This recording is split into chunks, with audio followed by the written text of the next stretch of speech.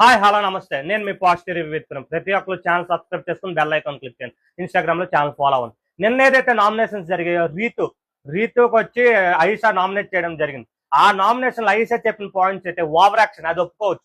But ఏదైతే love track అని మనం యాక్సెప్ట్ చేయలేము, ఎందుకంటే అది లవ్ ట్రాక్ లేదా ఫ్రెండ్షిప్ అది బాండింగ్ అని మనకు తెలియదు. బట్ వాళ్ళిద్దరు లైక్ అది అనవసరం ఆ విషయం తప్ప. గేమ్ లో యారగెంట్ అన్నో ఏదైతే నువ్వు ఎక్కువ చేస్తున్నావు నువ్వు మిగతాది కనిపించట్లేదు అన్నప్పుడు ఐషా ఆ పాయింట్సే చెప్పాలి. ఆ మిగతా ఎందుకంటే ఐషా కూడా ఏదైనా బాండ్ కానీ ఏదైనా సపోర్ట్ లేకపోతే గెలలేదు. ఇదే విషయాన్ని వచ్చి దివ్య చెప్తుంది. నువ్వేదైతే ఆడావో దివ్య వచ్చి నామినేట్ చేసినప్పుడు ఐషాని నువ్వు వచ్చి ఒక్కరి నుంచి ఎక్స్పెక్ట్ చేసినప్పుడు ఒకరికి ఏదైతే చెప్పావు అది నువ్వు రివర్స్ చేయకూడదు. నువ్వు అది లేనప్పుడే చెప్పాలని చెప్తుంది. అండ్ గేమ్ చూసి వచ్చాను అన్నప్పుడు గేమ్ చూసి వచ్చి ఏడ్చారు. అండ్ ఒకరైతే నువ్వు వచ్చి గేమ్ ఆడొచ్చు నువ్వు ఆడడం అనేది ఎంతవరకు కరెక్ట్ అని ఆ విషయం అయితే దివ్య కరెక్ట్ గానే చెప్పింది. దాన్ని వచ్చి ఐషా ఒప్పుకోవడం జరిగింది. కానీ ఐషా విషయంలో మార్చుకోవాల్సింది అయితే ఎలా పోయే కూర్చో ఏవే ఆ వేలని మన తెలుగు పదంగా అవి అంత ఈజీగా యూజ్ చేయకూడదు.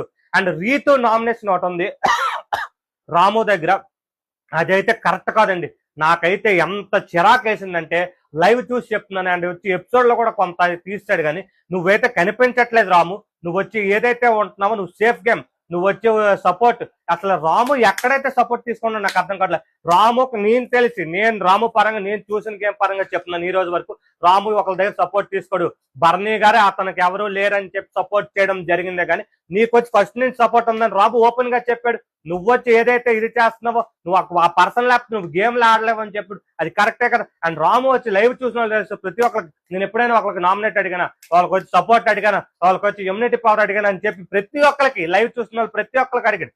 కానీ రీతు ఏవైతే పాయింట్స్ మిగతా వాళ్ళకి ఎవరికైతే చేస్తే తనకి ఇబ్బంది అనుకుంటుందో లాస్ట్ సార్ అదే చేసేది ఈసారి కూడా అలాగే నామినేట్ చేయడం కరెక్ట్ కాదనిపించింది. అండ్ వచ్చి సంజనా గారు వచ్చి దివ్యాకి నామినేట్ చేశారు. అండ్ వచ్చి కళ్యాణ్ చేయడం అప్పుడు సంజనా గారు ఒకటే చెప్పారు, నువ్వు నాకు అంటున్నావు 5 గేమ్స్ ఇప్పుడు వచ్చి నేను ఆడట్లేదని.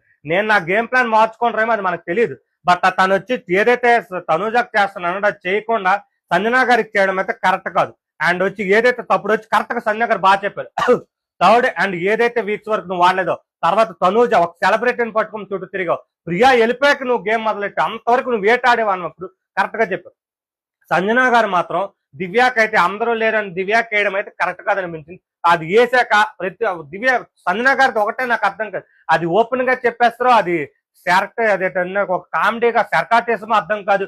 నీ అందరికి పూసాము నీకు పూయలేదు అలాగన్నప్పుడు ఏవైతే పాయింట్స్ అంత ఓపెన్ గా చెప్పడం మరి ఆవిడ జెన్యున్ అనుకోవాలో జెన్యున్ కాదు అనుకోవాలో నాకు తెలియడం లేదు. అండ్ ఏదైతే ఉన్నాయో పాయింట్స్ చెప్పాలి. పాయింట్స్ చెప్పి ఏదైతే అన్ని మిగతా విషయాలు ఏవైతే జరిగావు నువ్వు వచ్చి గొడవ అవి చెప్పుకోవాలి. కానీ అలాగే చెప్పడమే సంజనా గారికి నాకు కరెక్ట్ కాదనిపించింది.